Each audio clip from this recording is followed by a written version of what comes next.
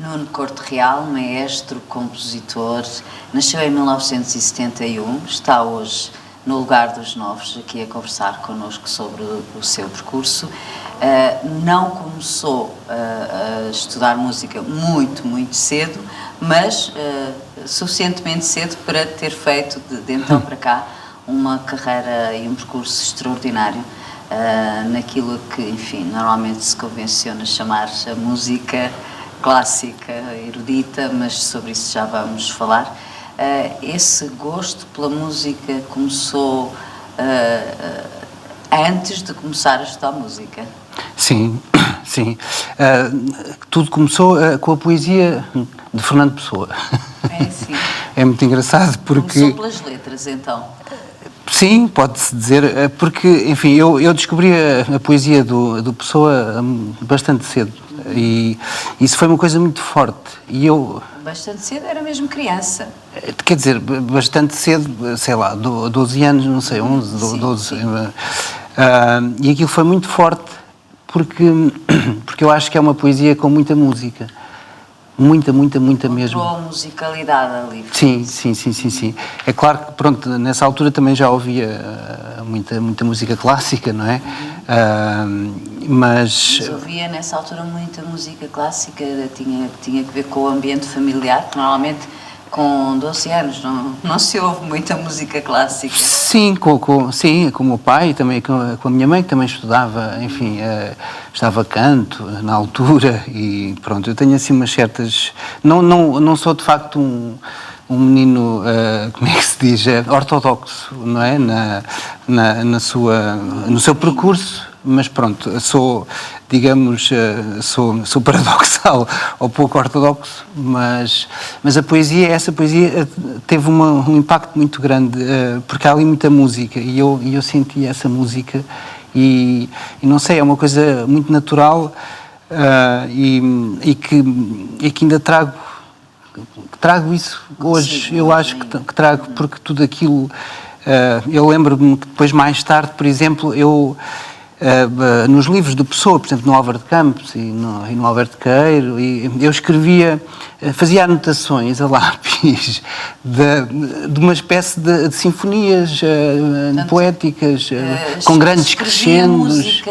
Escrevia música nas palavras de Pessoa. Escrevia uma música que não eram notas, não é? Escrevia música imaginada, digamos assim, mas com ideias de grandes crescendos, por exemplo, a Ode Marítima. Que à medida que... Sim, aquilo tem coisas muito grandes e depois de repente é a infância e muito silêncio e depois tudo isto está ali em Pessoa e isso foi muito importante. E isso foi antes de facto eu ter começado... um estudo, não é, mais científico. Mas é uma forma extraordinária de, penso, pouco comum se começar, não é? Pois, eu digo, sim, eu digo para mim próprio que o meu grande mestre musical foi o Fernando Pessoa. Enfim, tive outros também, não é? Mas, claro. Teve, de facto, depois muitos outros nomes que são incontornáveis para si, não é? Sim. Quero deixar alguns, Carrapatoso, Pinho Vargas, Bachmann. Sim. Quer dizer, o Christopher Bachmann foi de facto um professor e uma figura muito importante para mim, em termos da composição, do estudo do estudo da composição e da análise também da música e de um olhar mais... Como é que se diz mais... Eu digo científico, não é bem científico, mas é mais técnico, enfim. Isso foi muito importante. O António Pinho Vargas, para mim, foi uma espécie... E é ainda uma espécie, entre aspas, de um pai espiritual. Portanto, que me ensinou... Ele sabe? Eu acho que sim. Acho que sim, espero que sim. Não, acho que sim. Mas que me ensinou... como é que sei dizer, o inefável, não é? O indizível na música. Isso é uma coisa muito difícil porque é indizível. É indizível, não se pode... Só se sente. Exatamente. Mas é possível transmitir isso. E claro, depois o Eurico Carrapatoso também foi uma figura muito importante também, essa muito musical, quase como... Não é como exemplo, mas como uma figura a seguir. E, enfim, depois há muitos outros também. Mas... Estrangeiros? Estrangeiros. Eu diria o Beethoven, mas esse não o conheci, não é? Pessoalmente, não pronto. Quer dizer que não tenha tanta importância como os vivos, não é? Tem muita importância. Aliás, isso dos vivos ou dos mortos é uma questão. É uma questão. Para mim é. No que estamos a falar. Para mim porque aliás, como eu digo, quer dizer que Pessoa nem um músico foi, não é? Claro. Isso quererá dizer que a música pode vir de onde calha? Não é de onde calha, mas é de outros lugares, talvez menos evidentes. Sim, e que são também muito importantes. Para mim, há uma coisa, há um aspecto que é fundamental, que é a palavra.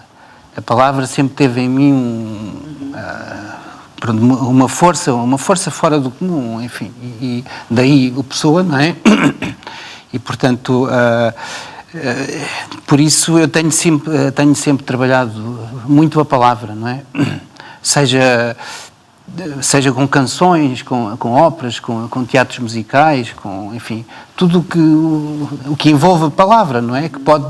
Portanto, não a música pura e dura só, não é? Que também tenho. Sim, eu sei, mas gosta desse jogo entre a música e a palavra. É muito importante. Jogo entre aspas, sim, não é? Sim. Essa relação entre a palavra e a música. Sim, mas eu acho que essa relação está... É que eu acho que a música é uma arte essencialmente narrativa.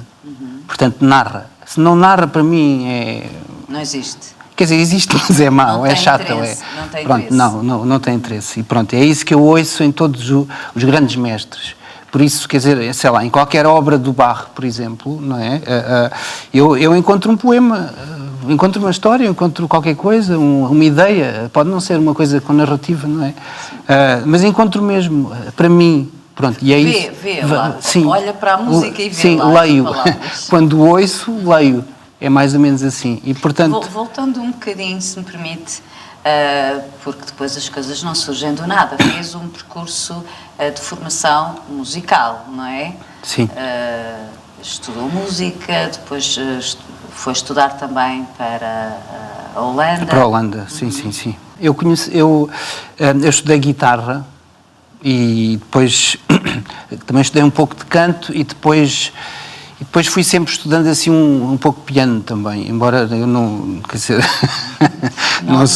eu toco, enfim, uso o piano, mas não sou pianista, mas é um instrumento importante e, portanto, tenho sempre vindo a tocá-lo, não é? E depois dos estudos em Lisboa, não é? Na Escola Superior de Música, depois tive, de facto, 6 anos na Holanda. Muito ano. Sim. Tive em 2 escolas, Utrecht e Roterdão. Foram 2 escolas muito diferentes, e com professores diferentes. E o ensinamento foi muito importante para mim, não é? Mas para mim o mais importante desse período foi a experiência que tive com os músicos que conheci, e não tanto sobre estudar composição, mas músicos, que na altura aquelas 2 escolas, enfim, sobretudo a de Utrecht, tinha um nível muito elevado, então eu conheci pessoas de facto muito interessantes. Portanto, era uma universidade paralela quase, não é? Sim. Uma escola paralela, ou seja, o estudo académico, musical académico, e essa experiência, essa aprendizagem com outros músicos. Sim, e portanto, sim. Quando é que decidiu, a minha vida vai ser isto? Eu por acaso acho que apontei isso um dia. Escreveu-se? Eu escrevi, porque são coisas, enfim, são decisões difíceis de tomar, não é? Porque... estamos a falar de música, composição, não é? Não estamos a falar quer dizer, de engenharia. Sim, ou de coisas que envolvam a fama, ou enfim, estamos a falar de um universo pequeno, não é? Sim. Que é o universo da música contemporânea. e muito difícil. De calcorrear, é um muito difícil. De Sim, fazer, sim, não é? sim, muito difícil. E sobretudo a música que nós, pronto, a música contemporânea, a música que se faz hoje em dia, enfim, e houve ali houve ali um clique qualquer e depois eu decidi. Mas isso foi mais ou menos em que altura da sua vida? Isso deve ter sido... Quer dizer, o ter estudado, o estudar, não é? O estudar música... Não, mas o decidir que ia ser a sua vida, não é? Profissional. Quer dizer, esta data que eu estou a falar, isso foi uma coisa mais interior. Isso foi, não sei, que tinha 20 anos ou 19 anos e pronto, quero ser compositor ou quero escrever para sempre, etc. Portanto, uns anos antes acho que decidi que ia ser músico, pronto, e essa não foi assim uma decisão assim muito pacífica, mas pronto, mas não mas foi... Mas foi sempre a sua vida? Sim, sim. Sempre na música? Sim. Sim, basicamente, sim. E autodesigna-se sempre como compositor e maestro? Não, eu faço a pergunta porque... nós temos... Pode ser só maestro, só compositor. Pois, nós temos de dizer alguma coisa, não? Às vezes digo que sou o Nuno. Mas... E para além do Nuno, o Nuno é compositor e maestro? Sim. Sente-se bem nas sim, sim, a composição. O que é que faz mais? Quer dizer, a composição... O que ocupa mais? Pois. Quer dizer, a composição é uma coisa, como é que se diz... Eu agora ia dizer uma coisa, mas é um bocadinho disparatado. Eu ia dizer que a composição é um pouco mais séria do que a direção da orquestra. Séria, quer dizer, não é que não seja... É uma coisa interior, é uma coisa... Como é que se diz? É uma coisa mais próxima de Deus, se quiser. Pronto, a direção da orquestra, não é? Estar ali com as pessoas, com a orquestra, isso é uma coisa que dá muito prazer e que a mim dá-me... e eu sinto muito bem e é sempre um desafio e levar aquelas pessoas todas a fazerem música a fazerem boa música. A fazerem boa música, mas com muita energia. Com sentimento, não é? Sim, o que é difícil, porque a maior parte das vezes isso não acontece, porque, enfim, porque as orquestras são assim, são umas entidades complexas, de grupo. Quem está a ouvir normalmente pensa que aquela orquestra, aqueles instrumentistas conhecem-se todos muito bem e trabalham todos os dias, mas a realidade não é essa, não é? Pois, a realidade... Normalmente a realidade não é essa. Não, pode não ser, quer dizer, como entidade de grupo é uma coisa complexa. E ainda por cima mete emoção, não é? Porque numa empresa de advogados acho que não há emoção. O que há é competição e coisas ali, mete emoção, porque mete música e música são sentimentos, etc. O Fellini tem um filme, não é? O Ensaio da Orquestra, que eu acho que está-me a perguntar isso, eu estou-lhe, olha, é aquilo. Vamos ver, portanto, que enfim, é uma aventura quase. E, enfim, cada orquestra com as suas idiosincrasias, mas, pronto, é um trabalho, quer dizer, é um universo muito específico. E eu acho que a direção da orquestra é quase um trabalho de voodoo, porque é o voodoo quer dizer, em tentar penetrar ou em tentar entrar em todas aquelas pessoas. Nas almas daquelas pessoas e depois fazer assim, acorda, e pronto, e elas às vezes respondem, e quando respondem o som é luminoso. É outro, sim, e é isso que, pronto, as grandes orquestras se calhar fazem isso mais facilmente do que as não grandes. O Nuno Corte-Real é mais conhecido como compositor ou como maestro? Eu acho que talvez como compositor, pronto, sim, mas, enfim, isso, para mim são duas atividades que se complementam, porque a da direção como é que se diz, é uma atividade social, sim. Não é? Pronto, portanto, é só social, enfim, tem o seu lado também de muito estudo, não é? E de muita solidão. É certo. Isso quer dizer o quê? Quer dizer, não muito estudo, esse percebe-se facilmente, mas o que é muito solitário na direção da orquestra? É o estudo das partituras. É o estudo prévio, não é? Sim, o estudo prévio. Antes do trabalho com o grupo. Sim, que para mim, e acho que para a maior parte também dos outros maestros, acho que ocupa a maior parte do tempo e é isso que também que define, acho eu, enfim, em parte define também o bom maestro. Mas esse lado, mas é sobretudo uma atividade social Quais são os de relação. Seus maestros, se é que tem? É porque a composição... Já vamos à composição, sim. Mas tem maestros de culto? Eu tenho. tenho. Quer dizer, posso lhe dar dois nomes, o Bernstein, o Leonard Bernstein, quer dizer, enfim, já não está entre nós, e ainda vivo, por exemplo, o Marius Janssens, que é um maestro também muito famoso, enfim, mas há outros, quer dizer... Queria só ter assim uma Sim, ideia. quer dizer, sim.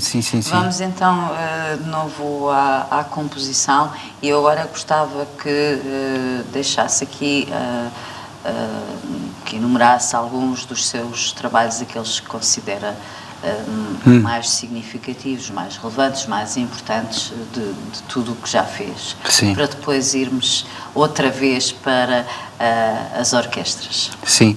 Já agora, sobre a composição, eu quando disse que se complementam, não é? Pronto, é que a composição é só solidão, é uma atividade muito solitária.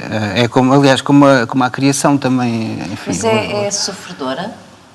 Ou é só solitária? Não, para mim não é sofredora. Eu não sou daqueles que dizem que sofrem muito.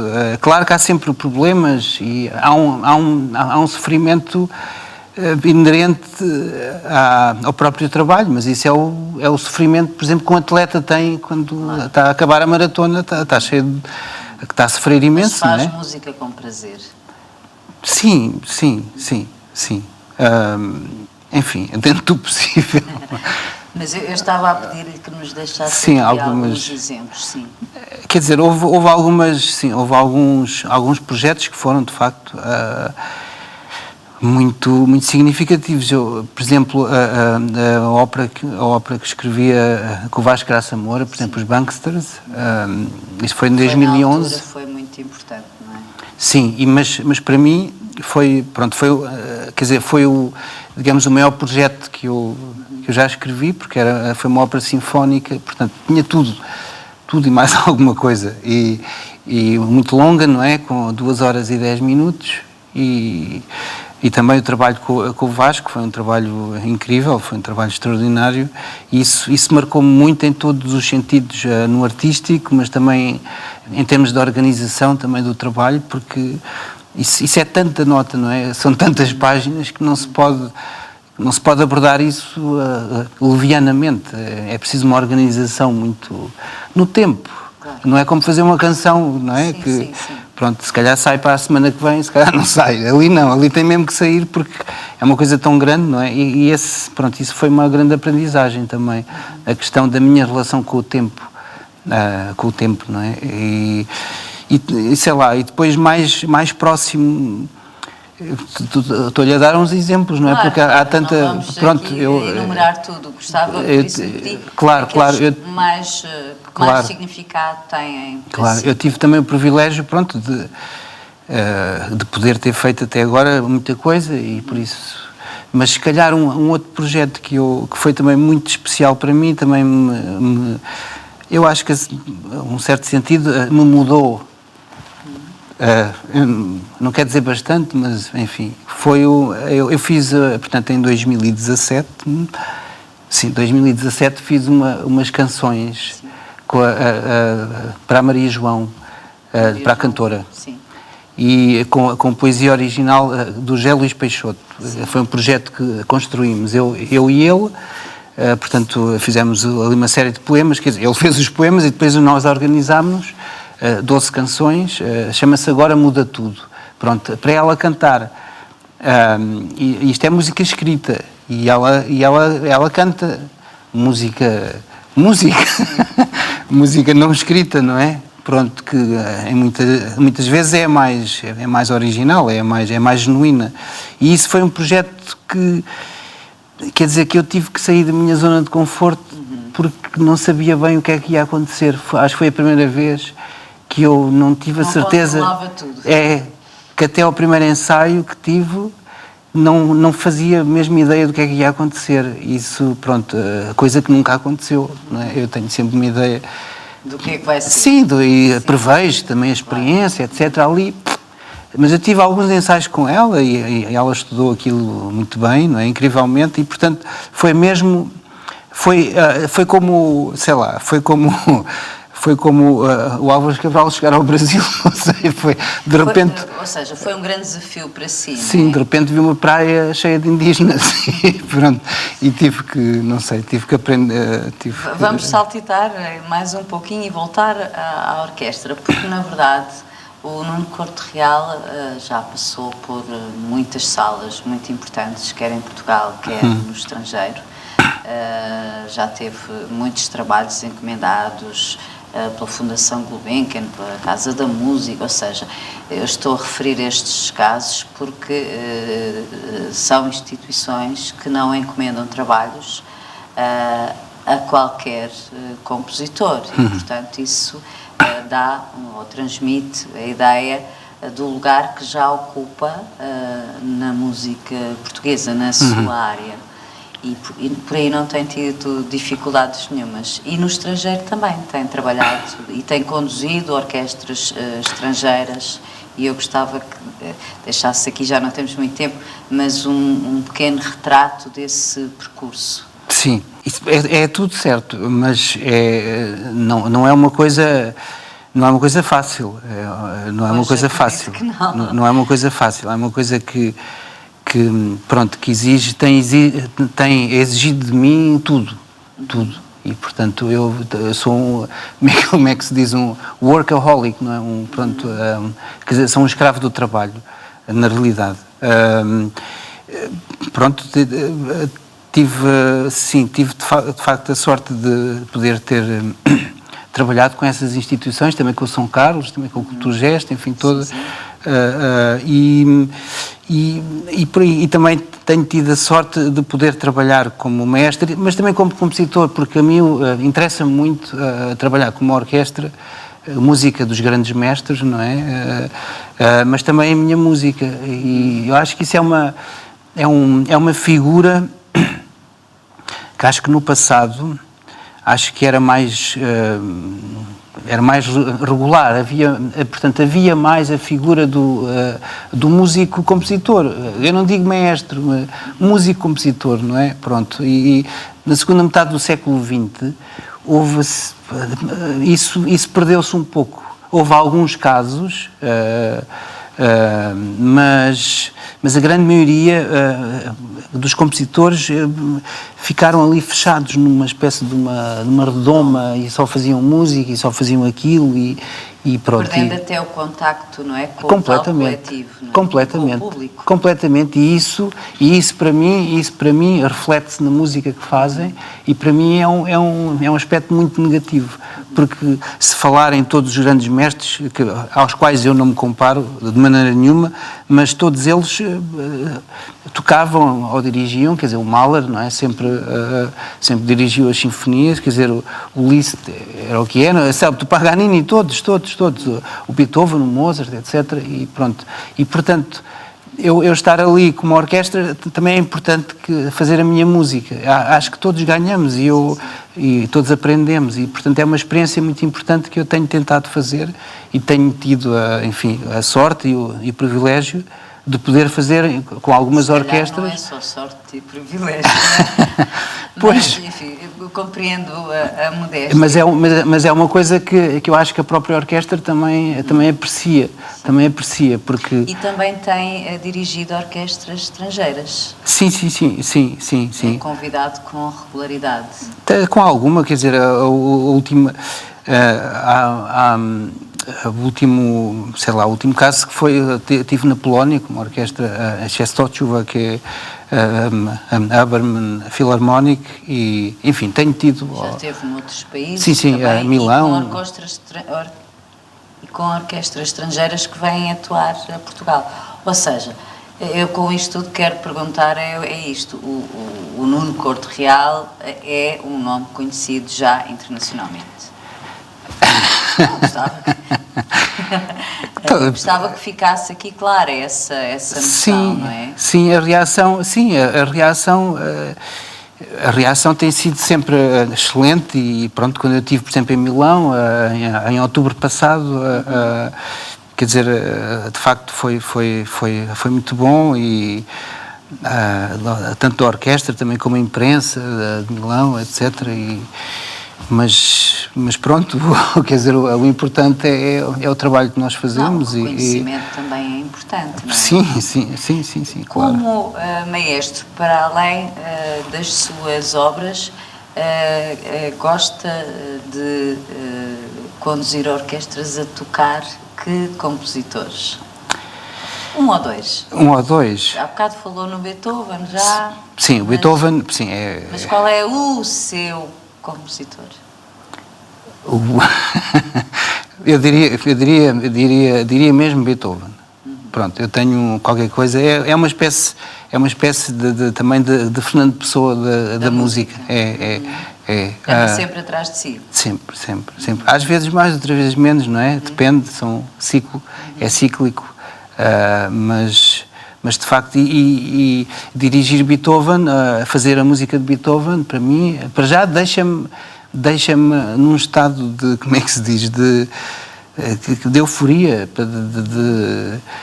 fico louco, sei lá, imagina uma abertura que tenha 8 minutos, por exemplo, e eu saio do palco, estou todo suado, estou pronto, arquejante, estou sem fogo. É um maestro muito expressivo. Porque estou a perguntar, porque há maestros que são muito mais discretos, outros são mais expressivos. Sim. Como é que se revê, já se viu? Sim. A dirigir, não, claro. Não, isso tudo. Porque isso que está a dizer ao fim de 8 minutos fica quase, enfim, não é transfigurado, mas é pouco, não é? Fico. Portanto, vive intensamente e traduz isso fisicamente. Tento. Claro que isto tudo, em parte, é emocional e em parte é técnico também, porque nada na direção deve ser casual, não é? Portanto, os movimentos devem transmitir coisas e, portanto, quer dizer, para já uma clareza, não é? Nos tempos, etc., mas também essa emoção. Para mim, o mais importante é essa emoção. Essa emoção é para transmitir, sobretudo, aos instrumentistas, ou é também para quem está atrás de si? É para os instrumentistas, quer dizer, o público recebe isso por tabela, não é? Sim. Pronto, mas é para os instrumentistas. Sabe que há pessoas que têm fascínio a olhar para o maestro, mais do que para ouvir a música. Mas eu compreendo perfeitamente, porque nada me dá mais gozo, por exemplo, que ver o Bernstein a dirigir. É uma coisa incrível. Pronto, mas aí lá está. Ali, o que eu vejo ali é um misto entre uma técnica, portanto, sem mácula, não é?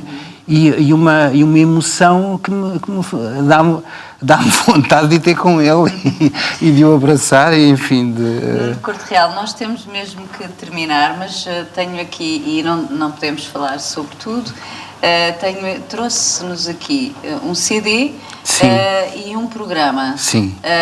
Cada um tem o seu significado. Sim. E eu gostava que falasse primeiro do projeto de Arcos, da temporada Sim. de Arcos, que é um projeto antigo, não é? Que criou, que já tem um historial e Sim. que é exatamente o quê?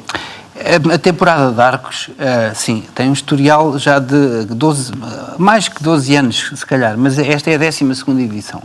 Pronto, e baseia-se no Ensemble de Arcos, que é um grupo de música de câmara, que eu fundei. Portanto, música de câmara, com poucos instrumentos, para tocar a música dos grandes mestres e também a minha. Mas não só a minha, também de alguns dos meus colegas, sobretudo portugueses. E depois anda pelo país?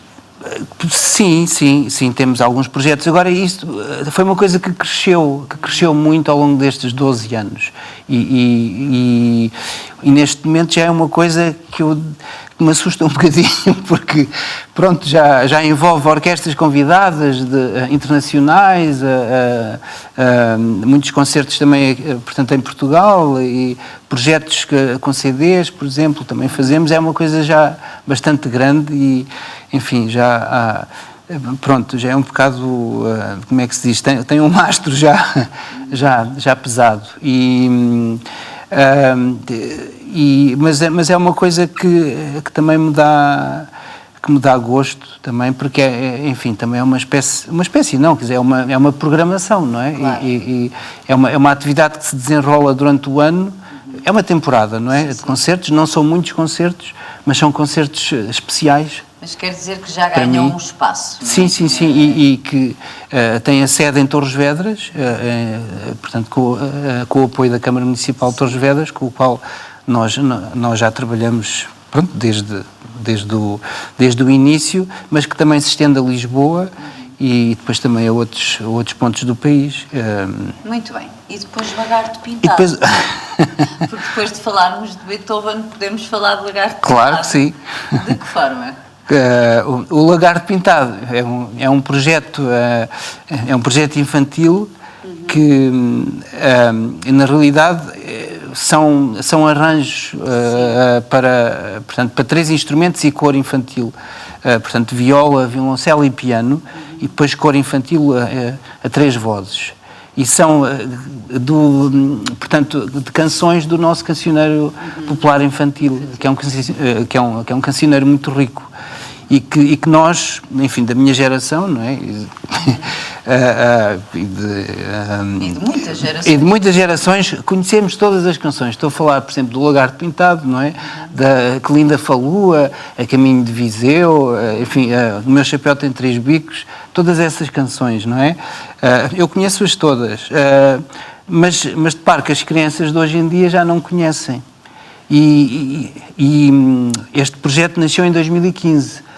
E foi um concerto, ou enfim, foi um concerto que eu organizei no Concelho de Torres Vedras, onde todas as escolas do ensino básico, que são 48, que todas elas estavam representadas com 2 meninos. Houve uma seleção muito grande. Pronto, e portanto tivemos 300 meninos em palco. Meninos, portanto... Os meninos cantavam, todos esses cantavam. Sim, 300, mais ou menos, porque eram 48, enfim. Sim. E de facto, muito poucos conheciam. Mas depois ficaram todos a gostar muito e a cantarolar as canções, e ainda hoje já... E depois daí saiu E depois daí saiu este CD, este CD que foi lançado há mais ou menos há uma semana e enfim, que também tem um teatro musical para juntar as canções, etc. Mas basicamente é isso, e acho que é um projeto que me orgulho muito e é tocado pelo Ensemble de Arcos. E trabalhar com os mais jovens é uma forma muito interessante até de criar e fomentar o gosto pela música, não é? Sim, eles têm, neste caso eles, quer dizer, quando fizemos isto em 2015, por exemplo, a maior parte dos meninos nunca tinha pisado um palco. Pronto, isto é uma experiência muito importante e pode ser definidora, não é, do futuro, quer dizer, e também o contacto com o maestro e a organização e caluda, não sei o quê, vamos cantar, e pronto, a disciplina também, há assim uma série de fatores que eu acho que são muito importantes e são, pronto, são experiências marcantes para eles, e acho que de vez em quando é importante também nós fazermos isso, porque... Dar esse contributo. Sim, claro. Nuno Couto Real, muito obrigada por ter estado aqui no lugar Muito obrigado, dos novos da Sociedade Portuguesa de Autores.